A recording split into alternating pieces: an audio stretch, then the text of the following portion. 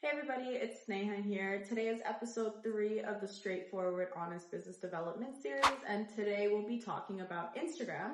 Actually, more specifically, we'll be talking about what business owners should be looking at when they're looking at Instagram insights for their business in order to grow their following and in order to get more impressions, reach, and engagement on their page. Today we'll be talking about what the key metrics are on Instagram.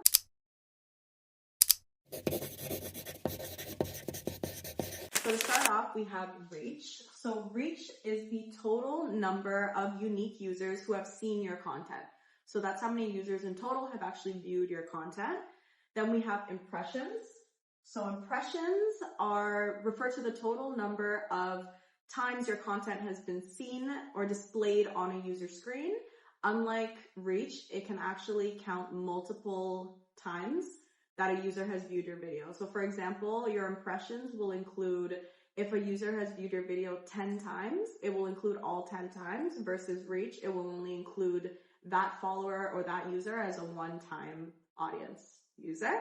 Next is engagement. So engagement, you're looking at how many times someone actually engaged with your content. So did they like it? Did they comment on it, share it, or even save it? That's what your engagements look like. And then lastly, you have your followers, which are obviously the people that follow your account actively.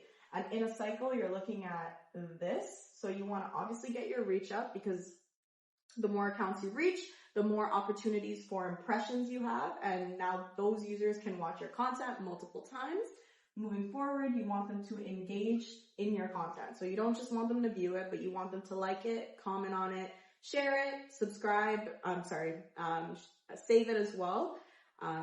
That way that they can eventually get to followers, and then they can follow you, they can share your content with their friends can follow you, and then that's overall how you get to the next step of growth on Instagram in basic layman terms.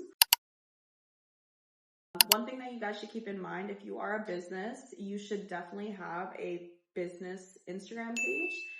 There are a lot of benefits that come with registering your page as a business page. For example, you get access to the professional dashboard, and that's where you're able to track all the key metrics. Now, moving on to part 3, we're going to be talking about understanding the metrics that we just discussed.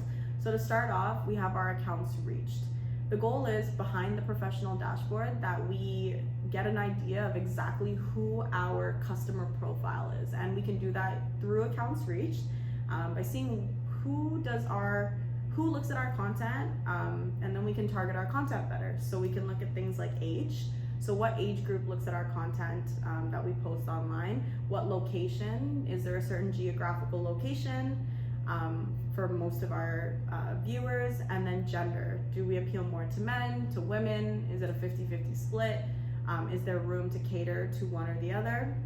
Moving on, we have content that you shared. So there's a section in your professional dashboard that actually breaks down how many impressions each post you've ever posted, whether it's a post, a reel, or a story. Looking at that can give you an idea of what content does well on your Instagram account versus what doesn't do that well, and then you can invest more time and resources into the content that actually does well. Next, we have engagement. So breaking down it in your professional dashboard, you have your engagement broken down by post type. So if you, let's say, look at your engagement from story versus reels, you'll probably see a higher engagement on reels versus a story. Or maybe in your niche, it's vice versa, but most of the time we see on our account that we have a higher conversion of reels versus stories. Then it also allows you to show top content. So you'll see what content did you post that engaged the most accounts. And then you can kind of go back with your team and reevaluate, like, why did this work? And how can we do it again? And how can we multiply it? And then last is total followers. So it actually allows you to track your follower growth. There's a calendar setting in total followers that allows you to track how much your account has grown from a certain period of time, for a maximum of 60 days and a minimum of 7 days. So you guys can probably tell how that tool could be great if you're looking to grow your followers. Obviously, it's good to know where you started and where you're growing to. I would recommend taking a look at this every week. That way you can see how much your followers grew in 1 week versus 3 months versus 6 months down the line, and you can really track your growth by percentage. And then the best thing about the followers feature, in my opinion, would be the active times. If you can see when your followers are most active, you can post during the times that you know that they're most active, and then that allows you to reach your audience a lot faster, and that way you kind of curb that downtime with your followers and just post when you know they're active. Because sometimes someone else's account and your account, two totally different things. Your audiences are different. You don't want to base it off of, oh, my friend usually posts at 5, so I should post at 5. No, look at your actual follower count. Look at what time they're on your account, what time they're looking at your content, and post for them, not for just the general public. You want to post for your audience. Okay, now we're moving on to part 4. We're just going to talk about how you guys can make your insights better.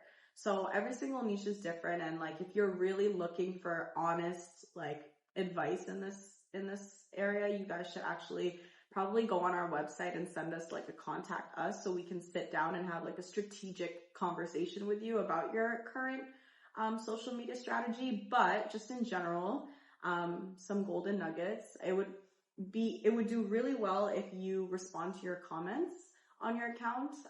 By engaging with your followers directly, you actually show Instagram that you're like a serious platform that wants to engage their followers and bring more business to Instagram. So they feed into that by paying you back through moving your account and your content through algorithms that allow you to reach more people. That's how they pay you back, for putting out quality content and for engaging with your followers. So responding to comments and DMs promptly. Don't let those DMs sit there. Don't let those comments sit there. Respond to them. Talk to your followers. Try to post content that increases shares and saves, because that also shows Instagram that you're posting something valuable that people want to see on the platform.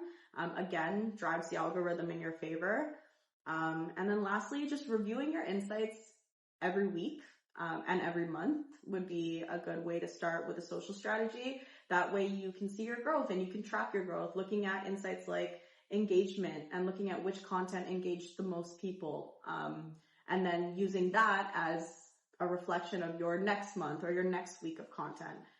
So allow your numbers to guide you. Don't feel like you have to start from scratch. If you're a new account, then you might have to wait a few weeks to get to that point. But overall, look at the numbers, use the numbers. They're there for a reason. And remember that you are catering to your audience on Instagram, not just everybody. So talk to your audience, and then that's how you'll get into your audience's algorithm, and that's how you'll be able to generate more followers, more engagement overall.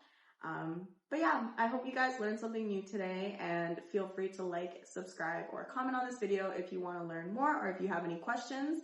And if any of you guys are business owners and you're interested in building a social strategy of your own, feel free to send us a message on our website at www.outoftheboxca.com, and we will see you next time. Bye.